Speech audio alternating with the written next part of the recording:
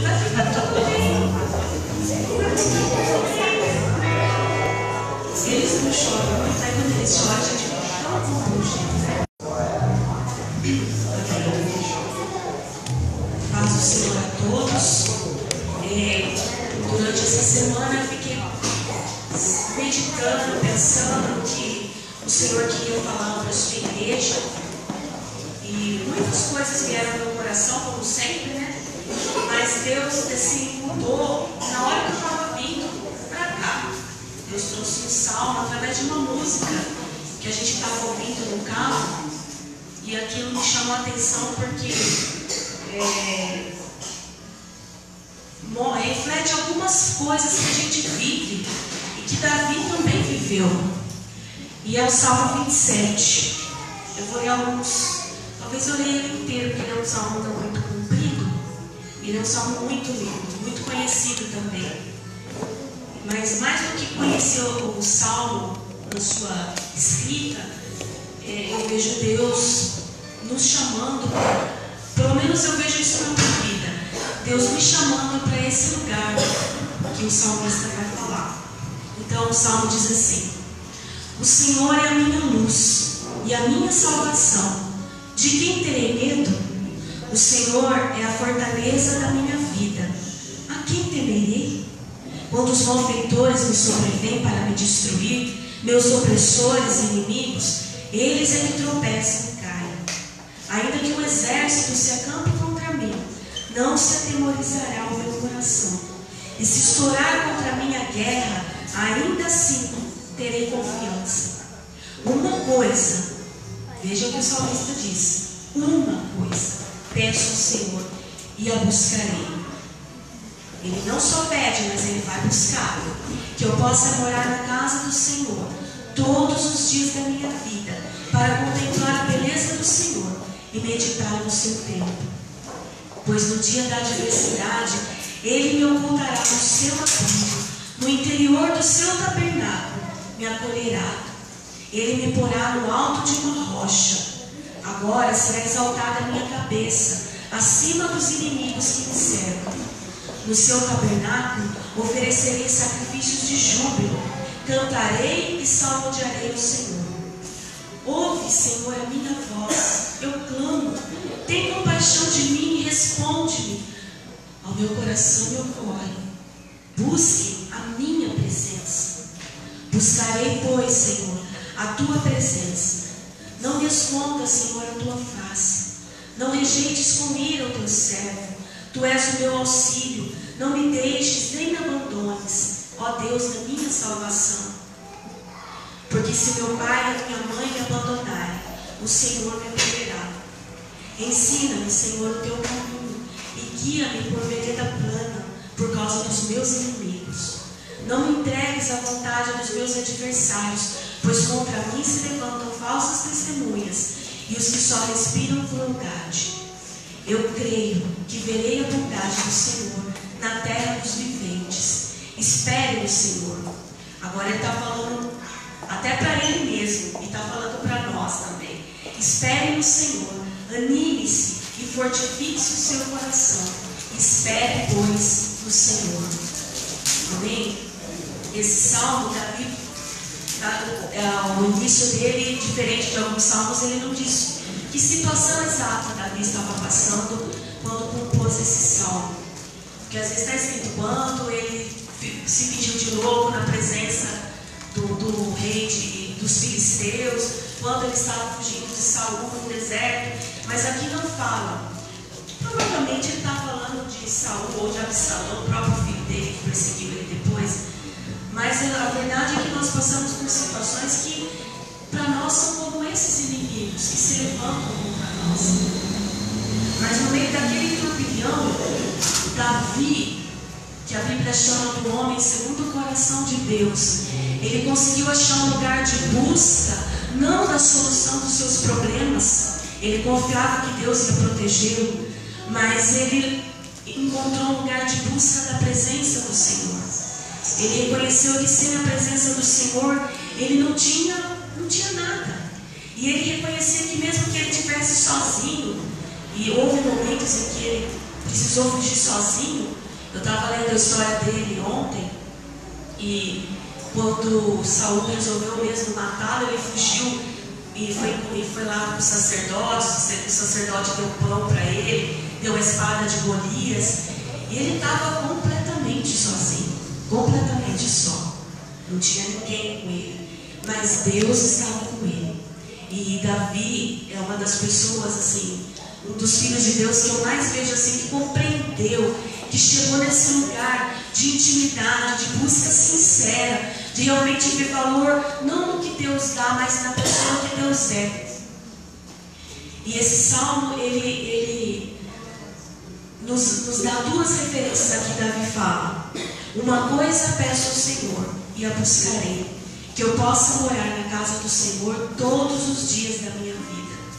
E isso não é morar no templo da igreja, apesar de ser muito legal a gente estar aqui junto, mas não é isso que Davi estava falando, até porque não tinha nem templo naquela época. O templo não havia sido construído. Havia só um pedacinho do tabernáculo, que a Bíblia chama de tabernáculo do Davi, onde só tinha a Arca da Aliança. E Davi, não sendo levita, conseguia entrar lá dentro.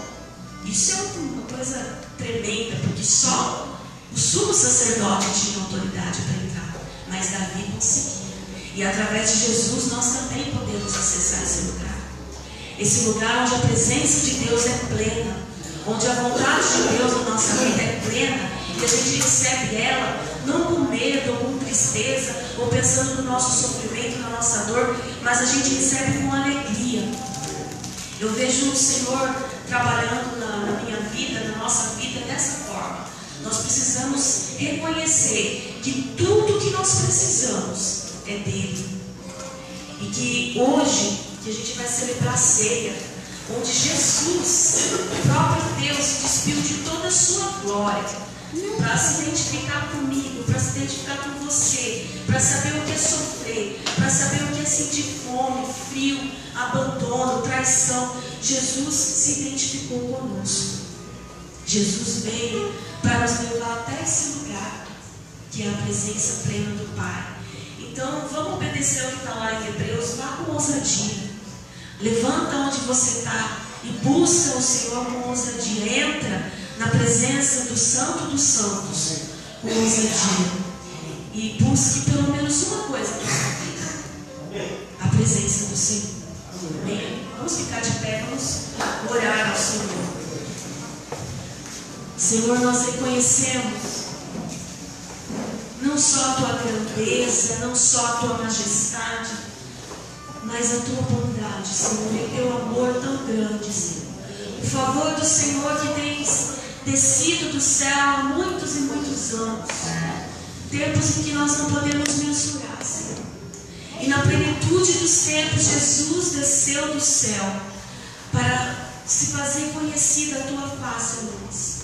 E nós queremos, Senhor, entrar no Santo dos Santos com ousadia, com um coração cheio de alegria, cheio de gratidão, porque nós temos recebido todas as coisas através de Jesus Cristo. Não nos falta absolutamente nada, Senhor. Eu sei que para a nossa carne é difícil reconhecer isso. O Senhor Jesus reconheceu ali no Getsemane: o espírito está pronto, mas a carne é fraca. Nós também reconhecemos isso, Jesus, mas nós ousamos olhar para Ti e prosseguir para o alto das nossas vidas, Senhor. Nós celebramos a Tua vida, Jesus, celebramos o Teu sacrifício e celebramos o triunfo que Tu fizeste sobre a morte. Nos alegramos, Senhor, porque nós estamos guardados e seguros no pavilhão do Senhor, no tabernáculo da Tua presença. Leva o Teu povo, Senhor, a render o coração em adoração sincera. Essa é a nossa oração, a nossa busca, Senhor, de todo o nosso coração, porque Tu és o nosso Senhor, o amado da nossa alma. Tu és a razão de nós estarmos aqui, Senhor. Nós Te adoramos no nome precioso de Jesus Cristo. Amém. Amém, Senhor.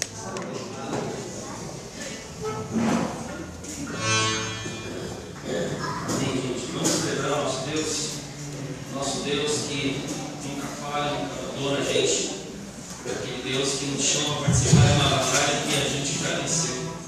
Ele venceu no amém? Vamos celebrar? Amém.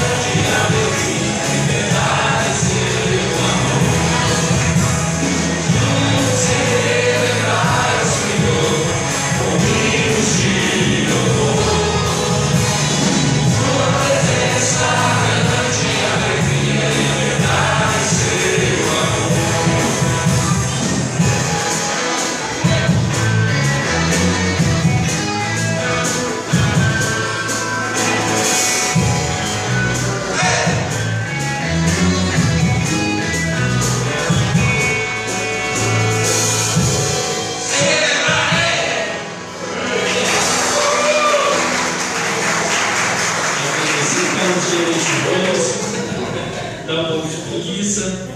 Mas vamos animar lá, pessoal. Amém?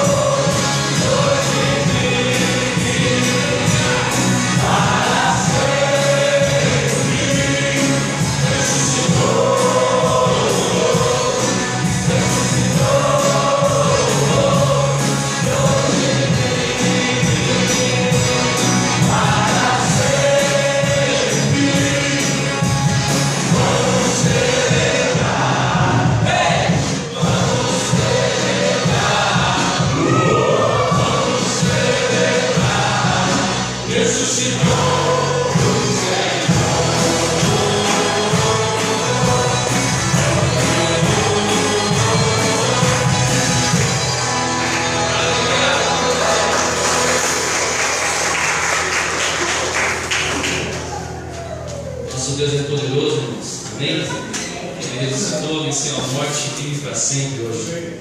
Amém? Como a Fernanda falou hoje aqui, Ele é um Deus que não nos deixa, não nos abandona, apesar de muita tribulação que a gente passa, de muita guerra que a gente passa no nosso dia a dia. Ele é um Deus que, quando nós buscamos, Ele sempre está lá.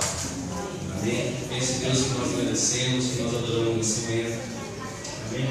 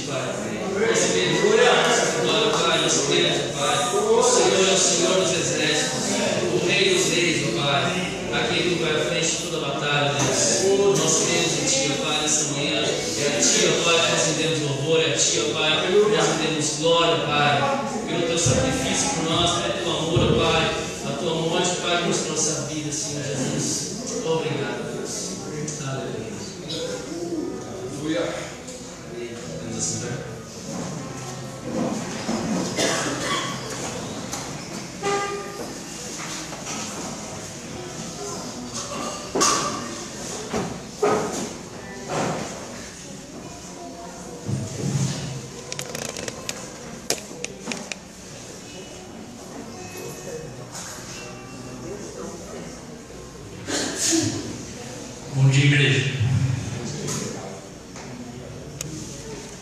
Vamos abrir as Bíblias no Salmo 48.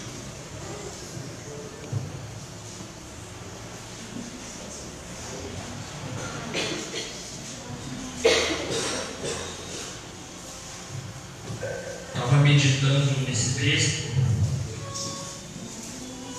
Salmo 48, versículo 1.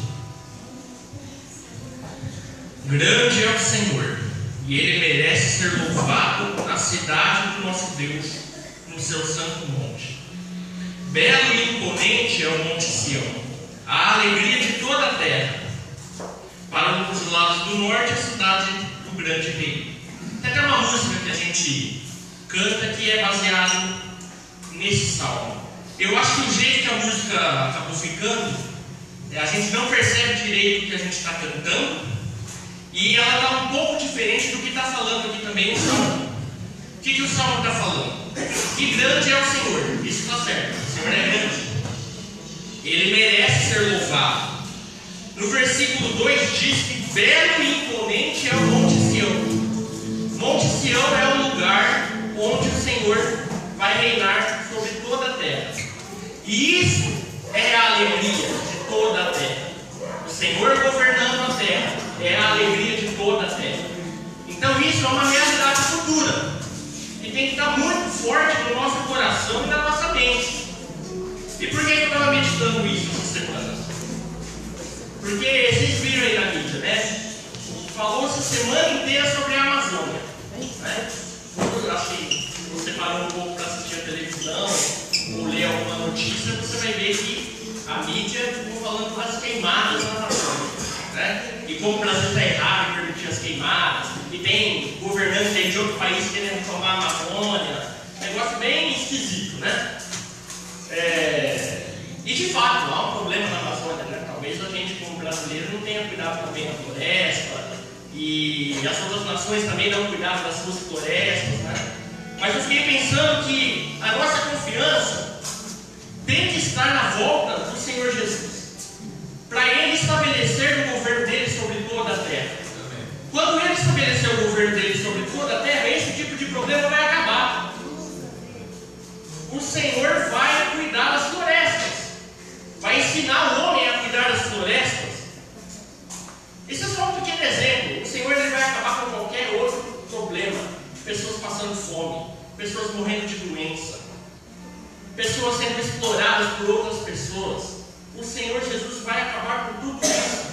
E esse salmo está querendo dizer que a nossa alegria, a alegria de toda a terra, é quando esse dia chegar, quando o Senhor estiver governando de Jerusalém, capital de Israel. É isso que esse texto está falando, irmãos. Então quando a gente canta, grande é o Senhor e muito digno de louvor, na cidade do nosso Deus, seu santo monte, a alegria de toda a terra.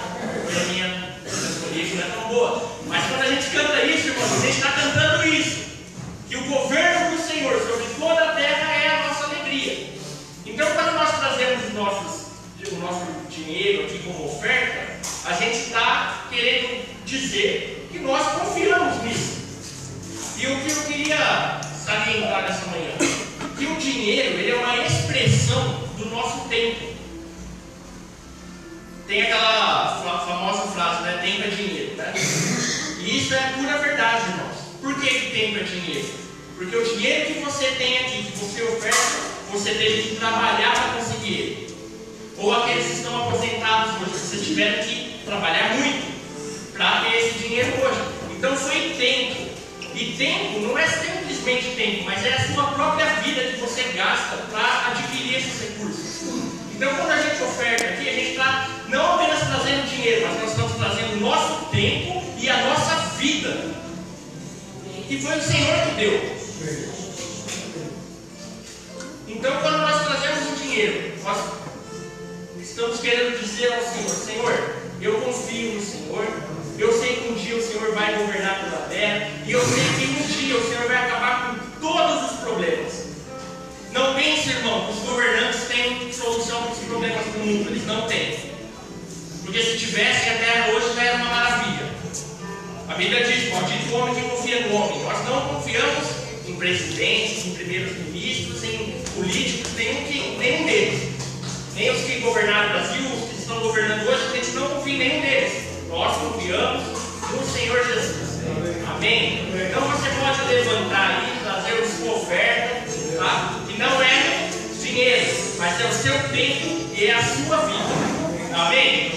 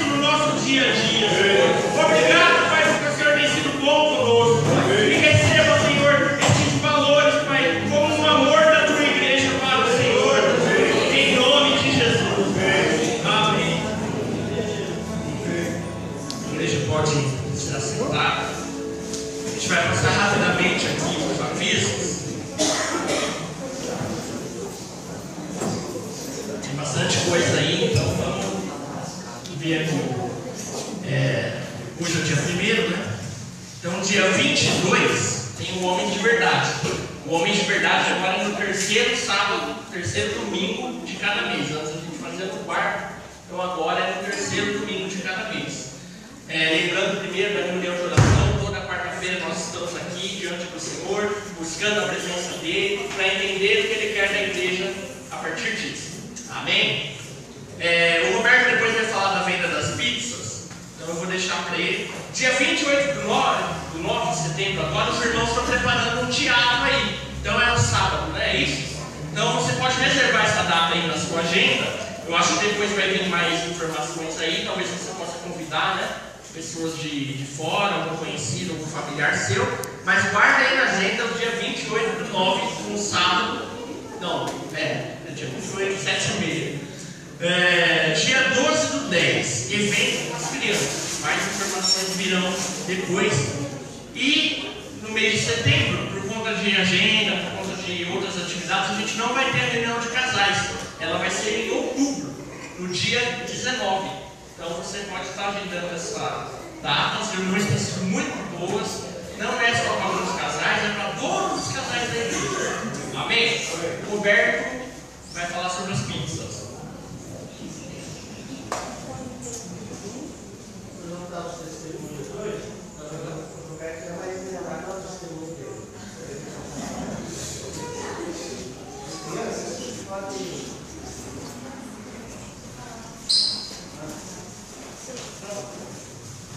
Bom, em relação às pizzas, pessoal, vocês, acho que todo mundo sabe, a gente está arrecadando fundo para fazer a reforma, que está meio demorado, porque está tendo muitos empecilhos e isso é uma coisa que a gente tem que colocar, faz parte do que eu quero testemunhar também. Então as pizzas são para a gente arrecadar a verba para a gente fazer a reforma do salão. Eu tenho aqui os carnês, são 5 pizzas só, 5 cada carnê, tá? Então, se quem não pegou, 9 pessoas já pegaram, quem não pegou, depois pega comigo. Aí no dia 22 vocês trazem de volta as que vocês venderam, os sabores, para a gente produzir, e no sábado seguinte, dia 28, a gente entrega aqui no salão à tarde. Como foi das outras vezes, né? Foi o Vanderlei não tem Vanderlei, mas é o Vanderlei que vai fazer, tá? Então, de qualidade, todo mundo conhece. Então, em relação a isso que eu quero falar, é da questão da obra, né? A gente, já há mais de 2 anos que a gente se propôs a reformar o salão.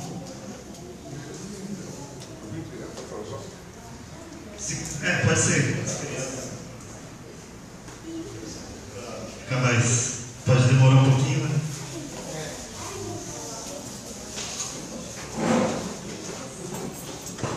Deixa ela se ajeitar.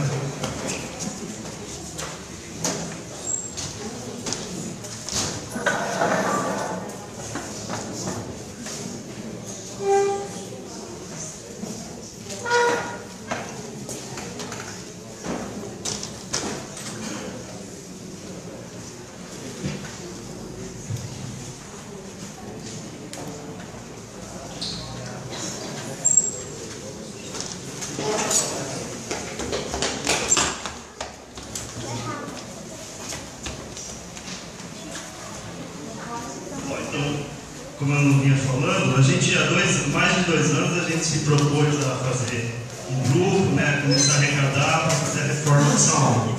Porque é visível, né, que o salão precisa de reformas, tanto lá fora como aqui dentro. E a gente se propôs, a gente conversou, formou um grupo, estamos arrecadando, já temos um valor que beira quase os 30 mil, posso falar, porque todo mundo participa, então todo mundo tem que saber. Só que esse valor, a gente quer fazer banheiros novos, quer trocar o telhado lá de baixo, quer arrumar a cozinha, quer mexer nas portas, e entre outras coisas, né? Fazer um berçário, porque tem muita criança que tem que trocar a fralda na cozinha, e acho que às vezes isso é chato, é para trazer conforto, né? Sei que é só uma coisa material, visual, mas faz parte da igreja. A igreja precisa ter um certo aconchego, um certo cuidado, um zelo, né, com as coisas. A gente já mexeu no teto, já mexeu em algumas coisas lá embaixo, e nessa semana a gente recebeu a notificação do bombeiro, né, que ele não vai dar o laudo para a gente permanecer aberto, funcionando como igreja, se a gente não atender umas determinadas normas. Então a gente está correndo atrás, extintor, escada, placa, luz de emergência, porta, são essas coisas básicas. O Celso já está cuidando disso, já conversou, já está encaminhado. E uma das coisas interessantes que Deus falou foi assim, o bombeiro falou, a porta tem que abrir para fora. E aí Deus falou assim, bom, talvez isso seja... Tem gente que acredita, tem gente que não acredita, mas como igreja eu acredito. Que às vezes as coisas simples que Deus fala por meio de uma coisa material quer dizer alguma coisa espiritual. Muita gente, espiritualizar demais, as coisas não, mas às vezes é. Então Deus está falando, vocês precisam abrir a porta para fora. Algum dia vocês resolveram botar a porta para dentro e a porta fica travando e impede as pessoas de entrar e sair e fica travando. Faz a porta abrir para fora, porque aí fica mais fácil as pessoas entrarem e saírem. Entrar para receber, sair para espalhar, para dar. Isso é uma coisa, sei lá, uma lei que os homens fizeram, mas que tem a ver com o que está acontecendo aqui, né? Aí eu falei, bem, vou também pegar sabe quando você abre a Bíblia assim, do nada, assim, na primeira que abre, aí caiu, não é jogo, mas saiu Neemias. Interessante, é bem Neemias, 2:3 no final, quando ele se compadece do povo que está lá em Jerusalém. Aqui bem no começo, no 1 ele fala, né, que ele recebeu notícias do povo, como que estava o povo lá, e ele ficou muito triste e chorou pelo povo. Aí ele pediu para o rei permitiu que ele fosse reconstruir os muros, né, as portas, os muros, em geral. Mas nesse meio, vocês conhecem a história lá, que no final do 2, tem dois camaradas lá que falam, no versículo 10, do capítulo 2 de Neemias: disto ficaram sabendo Sambalate, Horonita, e Tobias, o servo amonita, e muito lhes desagradou que alguém viesse procurar o bem dos filhos de Israel. Então, a oposição, aqui no caso, a oposição que a gente sofre é uma oposição espiritual, eu creio, que a gente quer fazer as coisas, a gente sabe que Deus não quer um ativismo, que a gente faça as coisas simplesmente por fazer, mas há uma oposição que tira o ânimo, que tira a nossa vontade de perseverar nas coisas. Mas ele permaneceu e ele continuou, e ele fez, e ele reuniu as pessoas e conseguiu fazer o propósito dele.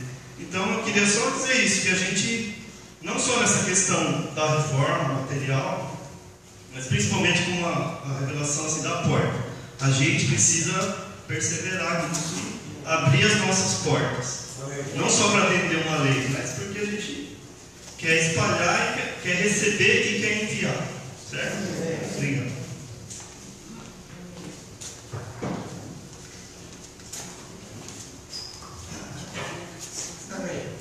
Quanto a esses anúncios que nós estamos fazendo no quadro aí, pergunte, se envolva por meio de quem está fazendo as coisas. Por exemplo, as crianças, né, as coisas das crianças aí que nós vimos.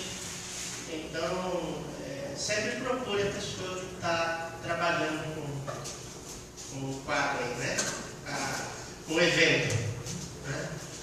Nós queremos chamar aqui a Márcia para ser testemunha, conforme a gente tem proposto nos cultos onde há ceia, 3 testemunhos, né, rapidinho, daquilo que Deus está fazendo na vida do coração. Né?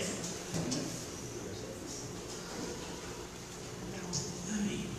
Paz, irmãos. Já tem 2 finais de semana que a gente não vem, né, aqui no culto.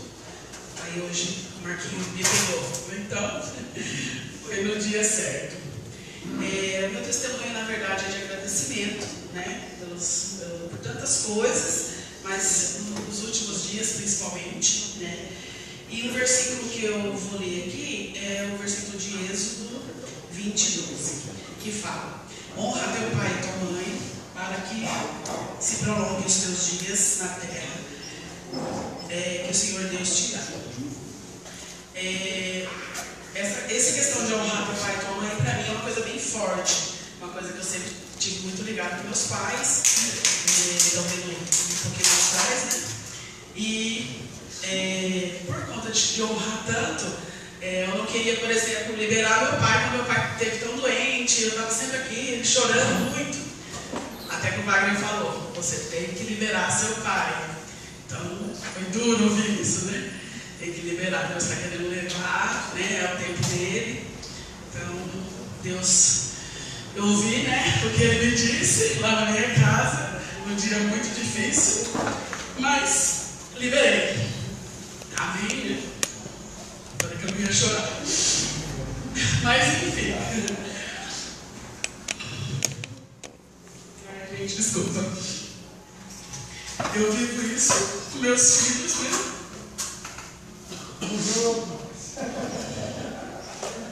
Desculpa, estou chorando na cabeça. Peraí. Choro muito. Então, e aí, assim, no último dia de aniversário, a gente ia fazer aniversário voltando, né? Se eu bem breve, porque senão eu vou ficar chorando aqui. A gente ia completar 30 anos de casado e, vocês sabem, a gente gosta sempre de fazer festa, de estar junto com todo mundo, mas não ia dar, né, para fazer, a gente achou melhor para fazer, por determinadas coisas. Resolvemos viajar, eu e o Du, fizemos essa viagem para Salvador, porque de qualquer forma a gente ia estar em comunhão com alguém, não ia estar sozinho, não comprar o mesmo hotel, né, porque a gente gosta de estar junto. Mas aí a minha nora, né, que sabia do nosso desejo de reunir as pessoas e tal, como ela sempre diz, né, sogra, eu não vou te deixar nunca, a gente é que nem Noemi e Ruth, ela fala, né. Aí ela se juntou com meus filhos e aí eles prepararam uma festa surpresa pra gente, né, que foi no Jatobá, num lugar que eu nunca tinha ido, mas ela me disse que seria uma janta que seria só a gente, eu, ela, os meninos, né. E eu nem queria, porque o nosso aniversário era dia 19, isso ia acontecer no dia 17. Então fui muito resistente, falei que eu não ia, que eu não queria. E ela, não, você tem que ir, não sei o quê. Aí falou pro Dudu vir conversar comigo, porque eu não queria. E ela queria que eu colocasse o vestido, eu também não queria, porque eu não chuviscaria, eu ia de calça e blusa mesmo. Enfim, aí ela fez de tudo, me levou pra costureira, fez um monte de coisa lá, porque ela disse que queria tirar uma foto. E quando eu cheguei lá, tinha um monte de gente, né? E eu quase morri do coração, não esperava nunca. Né? É um lugar que tem uma reserva na parte de cima lá, que precisa ter pelo menos 40 pessoas. E todo mundo que foi era pagante, cada um tinha que pagar o seu, né? E aí, e ela já começou a falar, enquanto a gente estava viajando, ela estava fazendo isso, eu nem sonhava. E aí a pessoa falou, para você conseguir, você precisa de 40 pessoas. Ela falou, tá bom, eu arrumo 40 pessoas, né? E aí no fim ela conseguiu 85 pessoas para poder. Aí quase que não cabe no espaço. E aí assim, né? As pessoas que ela lembrou, que ela falou, todo mundo aceitou ir, né? Então assim, a gente sentiu o amor de cada um pelas nossas vidas, né? Até aqueles que não puderam estar, porque tinha mais alguns que não puderam estar. Mas isso foi muito forte pra gente, né? Porque até algumas pessoas falam, nossa, como vocês são queridos, os amigos que estavam, como vocês são queridos, né? Porque às vezes a gente faz uma festa que a gente está oferecendo e as pessoas não vão, né? Aqui todo mundo está pagando. E aí eu chorava, né? Chorava. Quando eu cheguei, assim, que subi a escada, eu cheguei dedicado com todo mundo, eu dei uma crise de choro em mim, eu achei que ia morrer mesmo, de verdade. E meu coração batia, tremia. Eu fiquei 3 dias ainda para poder voltar ao normal. Eu lembrava, chorava, eu não conseguia acreditar naquilo, né? Nesse amor que eu sei que vem de Deus e das pessoas pelas nossas vidas. E no dia mesmo, depois que eu fui para casa, eu estava em estado de choque, sem tomar um suco de maracujá, sem tomar remédio, porque eu não conseguia me acalmar, não dava para me acalmar. Então, assim, eu queria agradecer a Deus, né? Agradecer a vida dos meninos por isso, né? E aí, na terça-feira, no sábado, na terça-feira eu estava conseguindo me acalmar, assim. Aí quando foi na quarta-feira de manhã, o Wesley começou a passar mal. Então, foi uma coisa que a gente não esperava. Na terça-feira à tarde, a minha nora estava em casa, a gente já estava pensando em fazer um bolinho para Valentina, a gente estava combinando uma outra festinha, né? E aí o Lei mandou uma mensagem para ela que não estava bem, mas a gente achou que era alguma coisa passageira. Na quarta de manhã, ele me ligou, ele tentou me ligar, eu estava com o celular desligado, não vi. Ele acabou passando mal, foi para o hospital com a Valentina, entrou para tomar medicação com a Valentina e tudo, porque ele fica com ela na manhã. Então, quando tu chegou, me falou, foi para o hospital. Correndo. Aí ele tinha tomado a primeira medicação, eu entrei, peguei a Valentina, saí, deixei com o Tu, e fiquei aguardando. Aí eu senti que Deus falou, entra com ele, né? E aí, como ele é deficiente auditivo, então a gente acaba tendo essa autonomia de entrar junto. Aí entrei com ele, que era bem no horário que ele ia voltar com o médico novamente. Aí quando ele entrou na sala do médico, o médico olhou e falou, e aí, melhorou a dor? Ele, não. Só que ele faz umas caras e bocas e ele acaba não sendo muito convincente. E eu acho que o médico não estava acreditando muito nele, né? E o médico estava meio sem entender o que ia fazer, sem entender como que ia proceder. E eu acho que ele estava pensando em dar uma receita, mandar ele procurar um gasto. E Deus trouxe na minha memória claramente uma situação semelhante que ele passou quando ele tinha 15 anos, né? Que era uma coisa que eu nem lembrava mais, mas eu senti que Deus trouxe isso naquele momento na minha memória. E eu comentei com o médico, falei, doutor, quando ele tinha 15 anos ele teve uma situação semelhante, na qual ele foi internado com suspeita de apendicite. Aí o médico parou, tá, então baseado nisso vamos fazer o exame e vamos ver o que é. E assim foi, solicitou o exame, colocou o Wesley para tomar mais medicação, para tomar tramal, e ele não melhorava, com dor. E eu junto com ele, daí que eu fiquei, o domingo foi embora com a Valentina, eu fiquei com ele. E quando chegou o resultado do exame, os primeiros resultados do exame, que eu peguei, a menina trouxe na minha mão, eu já vi que tinha uma infecção ali, né? Aí eu já fiquei meio assim, falei, ai Senhor, né? Um gelinho, coração de mãe, né? Falei, ai, tem alguma coisa. Mas aí eu falei, o Senhor está no controle de todas as coisas, o Senhor já me mostrou, então vamos confiar. Aí voltei com o médico, ele pediu o cirurgião para a avaliação com o cirurgião. Quando o cirurgião veio, o Wesley já tinha tomado 3 doses de medicação, não estava com dor nenhuma mais. Aí o médico apertou, olhou e não tinha o que ver porque não tinha mais dor. Aí ele falou, nós temos 2 opções. Ou vocês ficam aqui, a gente faz uma tomografia, porém, pode ser que ele não tenha nada, é um risco de infecção, ele pode ter, ou vocês vão para casa sem nenhuma medicação, né? O cirurgião foi muito sábio assim, sem nenhuma medicação, e se ele sentir qualquer coisa, vocês voltam. Então a gente optou pela segunda opção, porque ele estava sem comer, ele estava pálido, ele estava, parecia um bebezão, que o Wesley é meio bebezão, não sei se vocês percebem. Aí fomos para casa, nem foi para casa, foi para casa do André e da Meire, que eles estavam esperando a gente para almoçar nesse dia, eu acabei não indo almoçar com eles. Chegando lá, ele só ficou deitado, com dor, e resolveu voltar para ver o estado dos exames, né, e para ter uma nova avaliação. Aí nessa avaliação ele já não estava mais aguentando de dor, aí o cirurgião veio, e aí já foi descoberto, já foi para a tomografia, e no outro dia já foi para a cirurgia.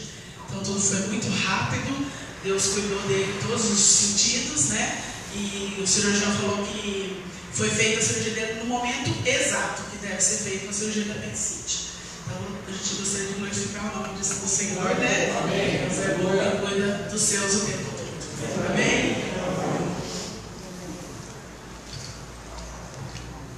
Ele está bem, não faz nada, não manda, só fica lá quietinho e diz que não pode fazer esforço. E a mulher dele surtando, né? Vocês imaginam?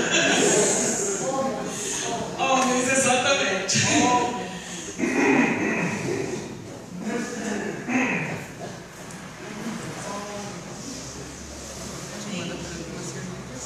Assim, né? Nossa experiência, e graças a Deus pela vida de cada irmão e pelo testemunho, pelas vitórias. Às vezes, algumas coisas são mais difíceis, mas Deus sempre nos fortalece. Gostei da história das portas, achei muito importante. Eu sempre lembro daquele versículo que fala que se a gente se calar, as pedras vão clamar.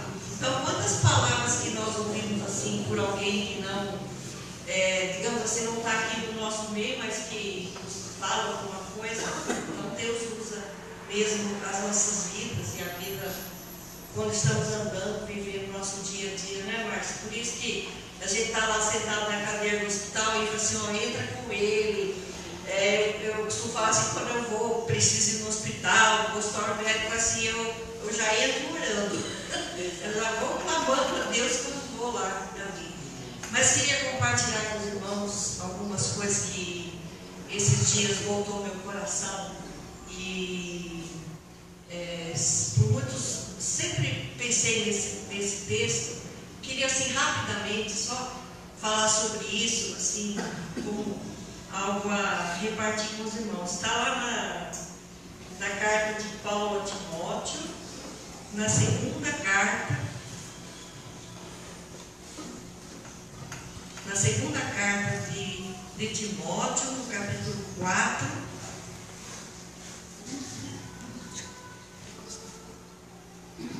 São palavras de Paulo para Timóteo nessa carta. Então, quando a gente fala isso, irmãos, pensa bem que Paulo escreveu uma carta. Então, a gente vai, aí é o centramento do nosso entendimento. No versículo número 6, de 2 Timóteo 4, versículo 6. Quanto a mim, estou sendo já oferecido por libação, e o tempo da minha partida é chegado. Combati o bom combate, completei a carreira e guardei a fé.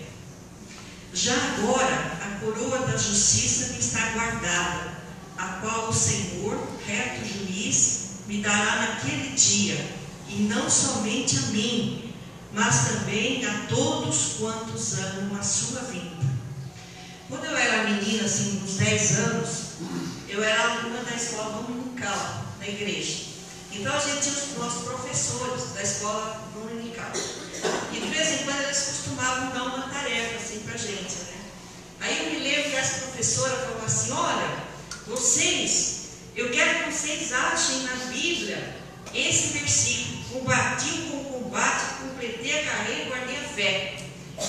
Ela deixou o desafio lá, escreveu na lousa e falou que nós, as crianças lá dos 9, 10 anos, nós tínhamos que procurar.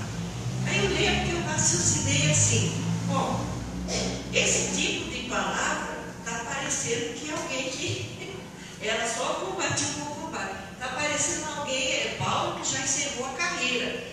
E comecei a vasculhar as cartas de Paulo. Gente, e vou confessar hoje aqui para vocês, eu não achei. Confesso aqui para vocês, hoje eu não achei. Eu vasculhei, eu falava assim, deve estar no fim de alguma carta, e procurava em nada, e não achei. Aí, um dia que cheguei lá, tive que falar, talvez outros não me lembro bem, mas talvez alguns também não tenham achado, mas aí ela ensinou esse versículo. Nunca mais eu esqueci. Então, esse versículo, realmente, aí esses dias ouvindo, assim, algumas coisas sobre esse texto, eu entendi. Esse texto aqui, irmãos, começando aí, até o final, foram as últimas palavras do apóstolo Paulo. Ele estava ali preparado, já encarcerado, pronto para morrer, e morreu depois disso. Foram as últimas palavras dele. E ele fez algumas coisas aqui, eu quero ler bem rápido, irmãos, não quero aqui falar muito isso. Ele continuou falando para Timóteo, no versículo 9: procura vir ter comigo depressa, vem depressa, Timóteo, porque Demas, tendo amado o presente século, me abandonou e se foi para a Tessalônica. Crescente foi para a Galácia, Tito para a Dalmácia. Os amigos dele estavam fora, para cá, para lá, foram embora. Somente Lucas está comigo. Toma contigo Marcos e traze-o, pois me é útil para o ministério. Tem aqui alguma coisa, um atrito que ele teve com Marcos, mas nessa hora ele pediu para trazer Marcos de volta. Quanto a Tíquico, mandei-o até Éfeso. Quando vieres, traze a capa que deixei em Troade, em casa de Carpo, bem como os livros, especialmente os pergaminhos. Ele estava ali, a situação dele era muito difícil. Mas traz para mim, traz a capa, e traz os livros, e traz os pergaminhos, a palavra. Ele queria ler. Depois ele fala de Alexandre.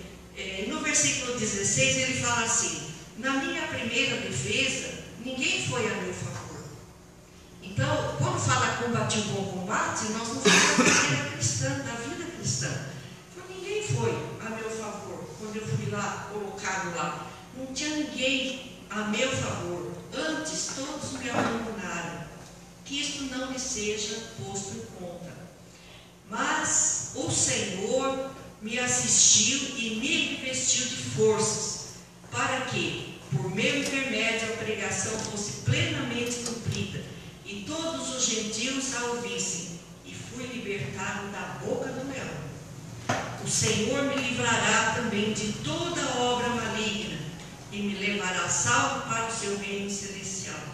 A Ele, glória pelos séculos dos séculos. Amém. Então, olha a situação que Paulo estava, e aquilo que estava no coração dele. Sozinho, abandonado, sabendo ali o que ele tinha que enfrentar. Ninguém ali o defendeu, mas o Senhor, ele confiava: o Senhor me livrará de toda obra maligna e me levará a salvo.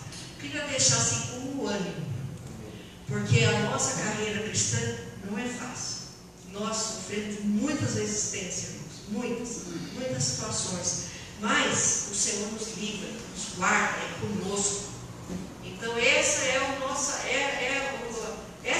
carreira, é a igreja que caminha. Então eu queria deixar essas palavras de Paulo nesse dia, para essa semana e para a nossa vida. E talvez você também tenha algum versículo que você procurou, como eu procurei um bom combate, mas valeu, porque sempre está no meu coração. É algo que nós não esquecemos. Deus abençoe os irmãos que têm dias assim, mesmo nas lutas, se lembrem da palavra. Paulo falou: olha, traz os livros para mim, traz os pergaminhos para mim. Então a palavra de Deus é sustento em nossas vidas. Amém?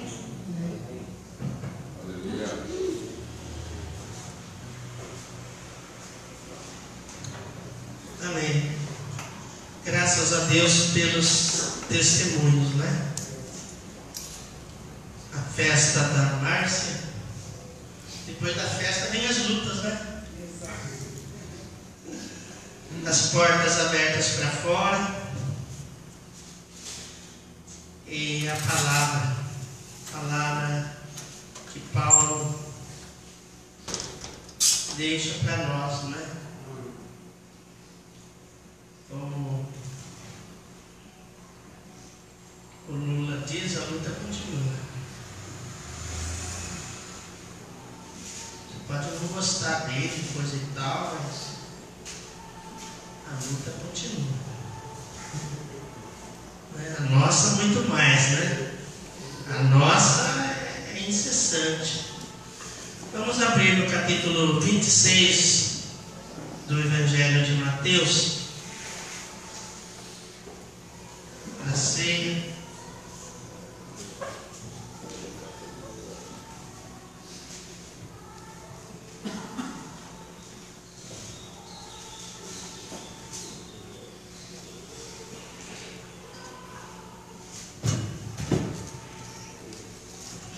Parte da realidade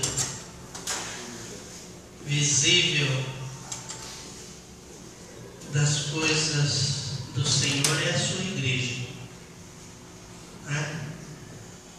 Às vezes nós não entendemos muitas coisas, mas olhando uns para os outros, nós vamos ver que a parte visível é a igreja, são as pessoas. A parte que nós nos relacionamos. Isso é assim, a coisa mais rica, preciosa, porque é um envolvimento, né? Há um envolvimento, há um cara a cara, né? E isso é uma segurança para a gente que Deus é Deus, que Deus existe. Talvez eu não entenda aí das palavras difíceis que Paulo fala, Pedro disse, né? Pedro falou, então, né? Coisas difíceis de entender, mas nós entendemos o outro olhando o outro nos olhando, aí é uma coisa visível, né? Não é? Por isso nós precisamos amar a igreja, nós precisamos dedicar nosso tempo à igreja, nós precisamos querer o bem da igreja, querer o bem uns dos outros, ter cuidado uns pelos outros.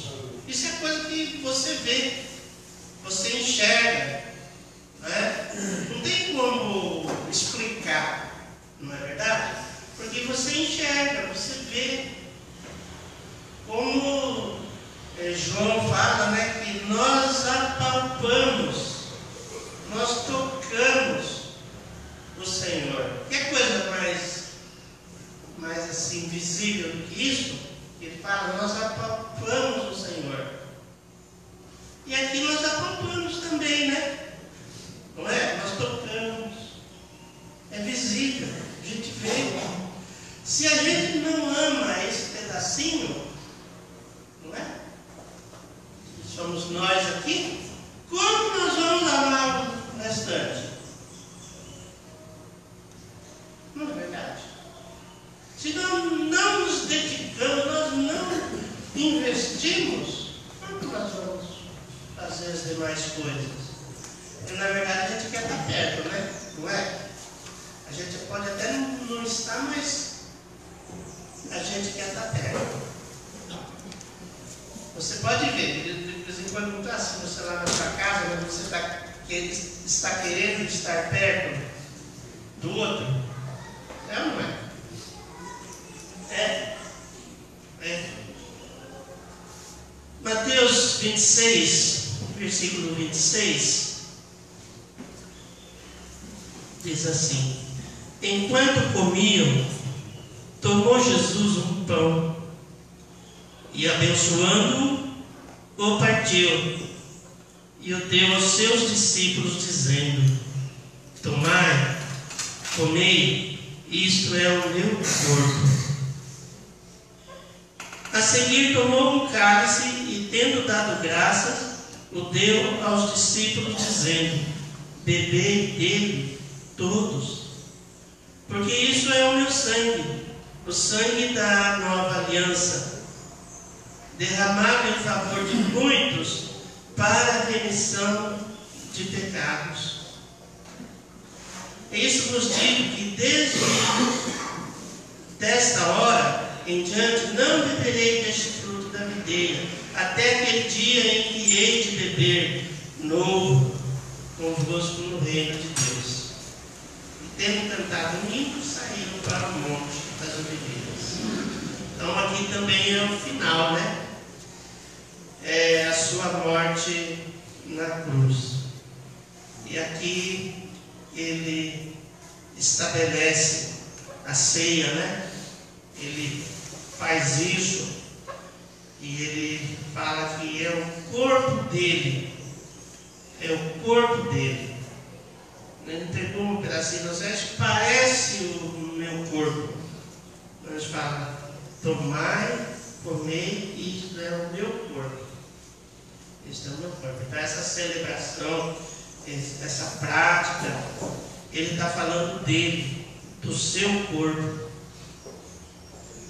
E está falando que os discípulos devem comer mais do que engolir um pedaço de pão, né? A gente sabe que comer é receber o Senhor. É receber o Senhor que o Senhor deixou, o que o Senhor falou, o que o Senhor instituiu, o que Ele é. É receber, né? É receber a palavra do Senhor. Porque tem coisas que a gente não consegue engolir, não é? Tem gente que não consegue comer, né? Não tem assim as comidas que você come e tal, mas tem aquelas que você não consegue. A mesma coisa que remédio. Sei lá, felizmente, infelizmente, eu não sei qual das coisas, eu detesto tomar remédio. Né? Uma coisa que eu não consigo engolir, gente. A gente é obrigado lá, tem que tomar vacina, tem não sei o quê, mas se eu pudesse eu passava longe. Mas precisa, né? É o tal do sarampo aí, né? Não tem? O sarampo está matando. A gente quer aquilo, né? Você fica protelando, mas será que eu vou? Será que eu não vou? Será que eu corro risco? É uma coisa que você não quer, mas você precisa, né? Não é? Precisa.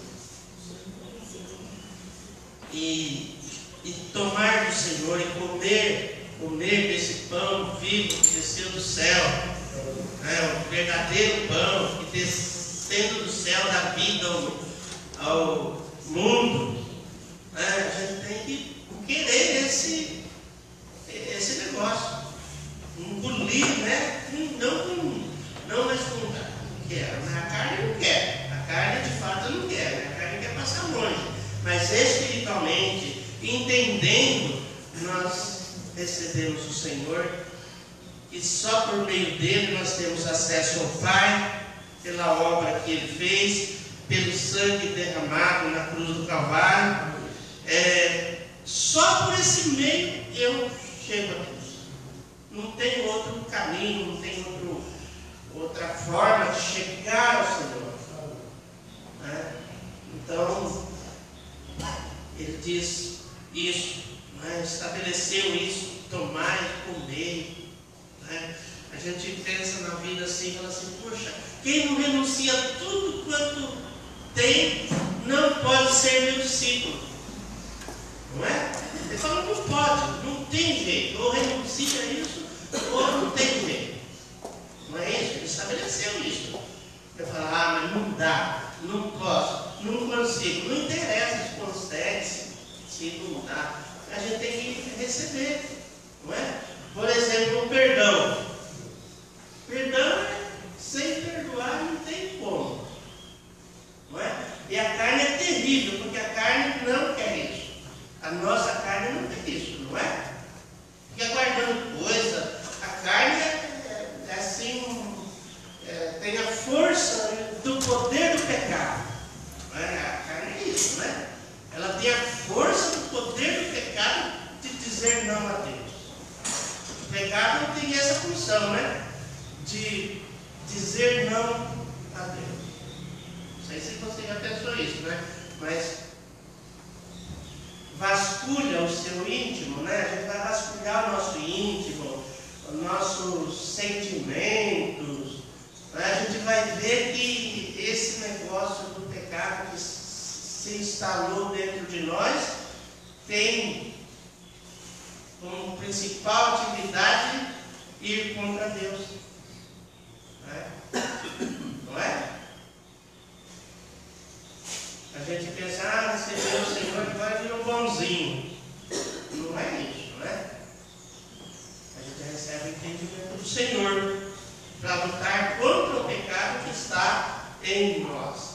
E a lista é grande, a lista é infinita de itens que diz respeito ao pecado que atua dentro de nós para nos separar do Senhor. Quantas coisas a gente é apegado, não é?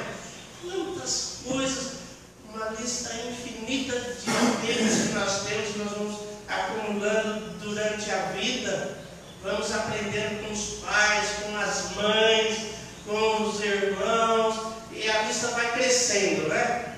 A lista vai crescendo. E com o entendimento do Senhor, a gente vai ter que ir cortando, né? Aquelas atitudes pecaminosas nossas que é o mal, né? Não é? A gente vai fuçando dentro de nós, vasculhando, e a gente vai vendo que tem lá instalado um app, chama, né? Um aplicativo lá dentro de nós, não é? Que ele acessa rapidamente. Ele tem todo um programa estabelecido de defesa contra Deus. Aqui não, aqui ninguém pode mexer. Mas uma das coisas que nós aprendemos ao longo desses anos é que Jesus Cristo é Senhor. E Jesus Cristo é Senhor da nossa vida. Então, vivendo isso, a gente vai vendo como que é a nossa natureza terrena.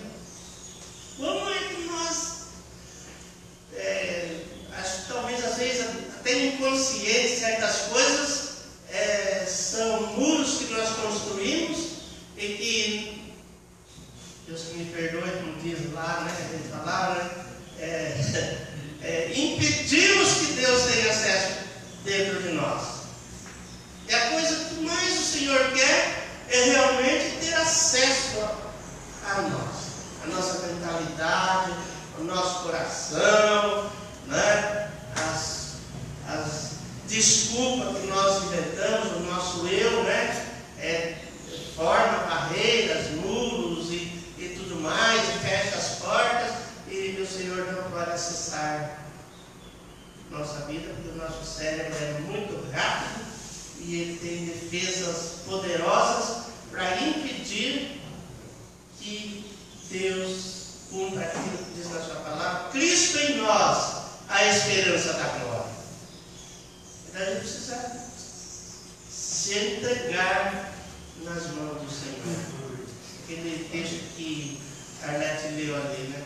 Ser entregue como libação, ser derramado na presença do Senhor no sacrifício. A gente precisa se derramar. É o nome do Senhor que precisa ser exaltado. É o nome do Senhor que precisa ser glorificado, precisa ser crido. É Ele que precisa ser conhecido. É Ele que precisa ter todo o domínio acerca de todas as coisas na nossa vida. O Senhor reinar, governar. Né? E muitas vezes a gente peca por aí, né? Porque a gente exalta alguma coisa que vai morrer. Mas somos nós. Né? Nós protegemos tanto o nosso ser, mas esquecemos de proteger o nome do Senhor, de proteger a obra do Senhor, de proteger aquilo que Ele é, aquilo que Ele sempre foi, aquilo que Ele é nas nossas vidas. Por isso que lá em Coríntios fala, fazer isso em memória de mim. Memória do que Ele é, que Ele fez. Ele deu a sua vida. Em Romanos 5 diz, Ele prova o seu próprio amor para conosco, pelo fato de ter Cristo morrido por nós, sendo ainda nós pecadores. Então, Deus não precisava provar, né? Mas Ele provou, Ele fez questão de provar o seu amor. É um negócio forte, né? Deus provou. Né? E aí, a gente tem que entender o corpo, aonde nós fazemos parte. Não é? Nós estamos ligados à Igreja Universal da Terra, né? Mas nós somos representados aqui entre nós por nós. Esse pequeno grupo que somos. Não é? Você já pensou assim, fala assim, eu amo essa igreja? Hã? Você tem isso no seu coração? Você estabeleceu isso no seu coração? Estabeleceu? Eu amo essa igreja. Essa igreja que eu me entrego. Essa igreja pela qual eu vivo. E eu preciso proclamar isso. Não é? Nós precisamos proclamar isso. Nós podemos até, às vezes, dar umas agulhadas uns aos outros, mas no fundo, nós amamos a igreja. Nós amamos a igreja. E baseado nesse amor que nós amamos, é que nós perdoamos, nós somos perdoados, nós somos confrontados. Se você for confrontar para o bem, confronte à vontade. Né? Logicamente com educação e cuidado, né? Às vezes faltamos nisso, né? Mas amamos a igreja. Não é? Podemos proclamar para o inimigo. Nós amamos a igreja. Nós amamos a igreja do Senhor. Então nós vamos tomar do pão, vamos tomar do vinho, apresentado aqui para o Senhor. E lembrando da sua aliança, do sacrifício que Ele fez no Calvário e que Ele vai voltar. Né? Nós vamos manter nosso coração animado, disposto, nos alegrar nisso, levantar a nossa cabeça sempre, né? O Senhor vai voltar, né? E sabendo que esse ato, ele é uma realidade. Eu tenho que manifestar que eu creio. Eu creio. E que, por causa disso, ele me perdoou os meus pecados. Perdoou os meus pecados. Perdoou os seus pecados. Não tem coisa mais tremenda do que eu entender isso. Ele perdoou todos os meus pecados. E quando a sua consciência pesar alguma coisa, você tem a quem recorrer, que é o Senhor. E Romanos fala, né? Agora, nenhuma condenação há para os que estão em Cristo Jesus. Então eu preciso estar nele. Eu preciso comer dele. Antigamente diz que as tribos nas guerras havia lá aqueles que comiam. Eles eram, como chama quem come o ser humano? Antropófagos, né? Comia. Sabe quem eles comiam? Não comia qualquer pessoa não, né? Eles comiam o herói da guerra adversária. Né? Eles matavam lá o herói e mastigavam o bicho. Comiam a carne do indivíduo. Por quê? Para que aquelas virtudes do guerreiro fossem incorporadas na sua vida. É um ato interessante isso, né? Você pensar, né? Quanta fé. Não é? Eu falo assim, não vou comer. Por isso que Jesus disse, quem não comer da minha carne, comer do meu sangue, não tem parte comigo. Falou para Pedro, né? Pedro não. Pedro não. E aí ele fala assim, ó, quem não comer da minha carne, comer do meu sangue, não tem parte comigo. Então isso representa tudo que ele é. Tudo que ele fez. Amém? Vamos orar?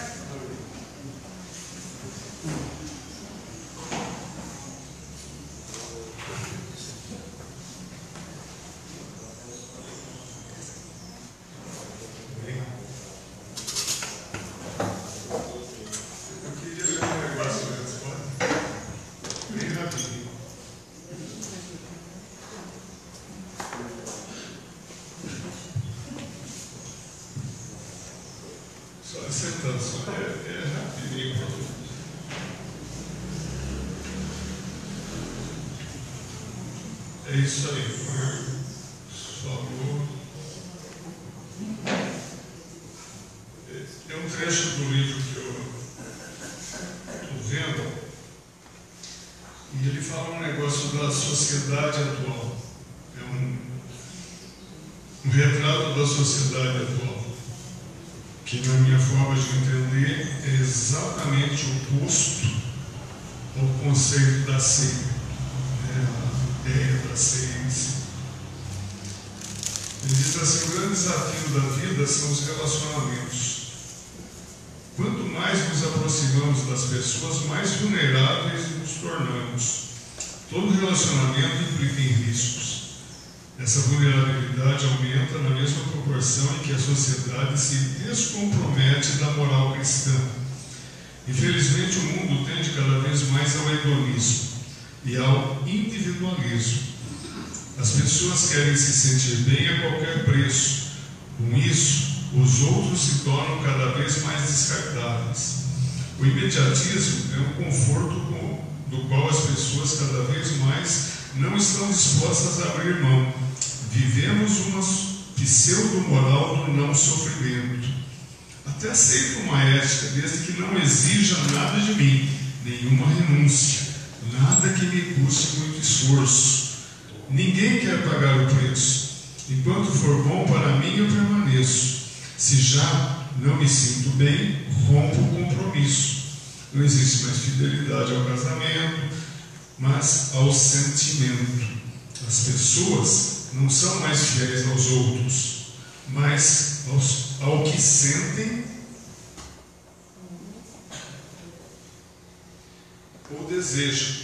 é a utopia da centralidade do prazer em que os valores se amoldam aos convenientes. Diante desse quadro, temos um crédito de descrédito e desilusão. Na mesma proporção que os relacionamentos se tornam descartáveis, os conflitos se multiplicam, deixando pessoas seriamente machucadas. Eu queria dizer assim, dentro desse quadro da sociedade que a gente vive, né, no modelo, então aqueles que tomam da ceia é assim como um ato profético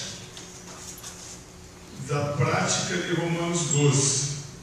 Não vos conformeis com o curso deste século. Eu dizer assim, aqueles que tomam da ceia estão assim com uma atitude ao tomar da ceia, participarem com discernimento do corpo. Nós estamos dizendo que eu não me conformo com o curso deste mundo. Entendeu? Paralelo aí, comparação. Queria dizer assim, que aqueles que têm a coragem de tomar da ceia são pessoas que estão dizendo a este mundo: não concordo com esse modelo. Nem não toma disso. Vamos celebrar e estar participando disso, né? Que a gente é isso que nós estamos falando.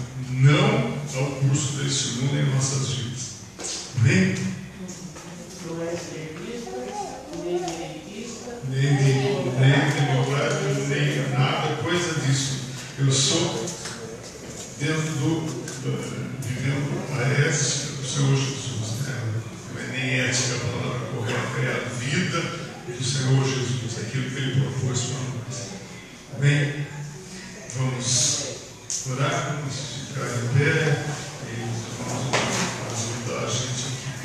No nome do Senhor Jesus, Pai, nós tomamos deste pão e o partimos, assim como o Senhor Jesus fez no dia. E o Senhor Jesus o abençoou, e nós abençoamos este pão e ao tomarmos dele, Senhor, cada um de nós possa ter a consciência de estarmos comendo da tua carne. E também, Senhor, ao tomarmos desse vinho, Senhor, desse suco, Senhor, tenhamos consciência de que é o teu sangue que foi derramado lá em nosso favor e que isso torna possível nós vivemos em comunhão uns com os outros. Nós vivemos, Senhor, celebrarmos, Senhor, a tua vida, a tua ressurreição, celebrarmos o teu propósito para as nossas próprias vidas. Vida de comunhão contigo, através da nossa comunhão de uns com os outros. A prática do amor, de amarmos uns aos outros, como Marcos falou aqui, amarmos uns aos outros, porque o Senhor nos desafiou a isso. Se formos teus discípulos, amaremos uns aos outros. Obrigado, Senhor, pelo pão. Obrigado, Senhor, pelo vinho. Obrigado, Senhor, pela tua igreja. Senhor, obrigado, Senhor, pelo cada um dos nossos irmãos. Que o Senhor alcance e revele essas coisas todas nas nossas vidas hoje. No nome do Senhor Jesus. Amém? Nós vamos tomar aqui.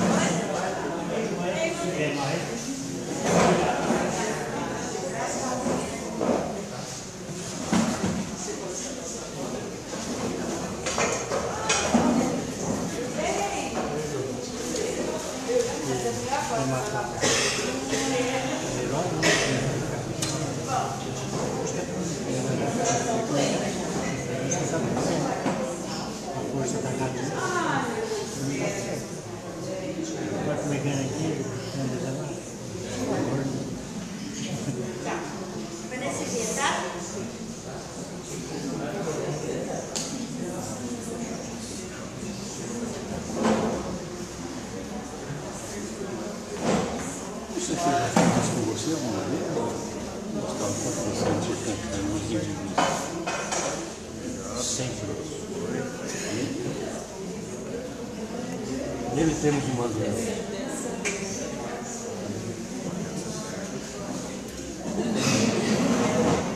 indivisível, inquebrável, insubstituível e todos os que se quiser.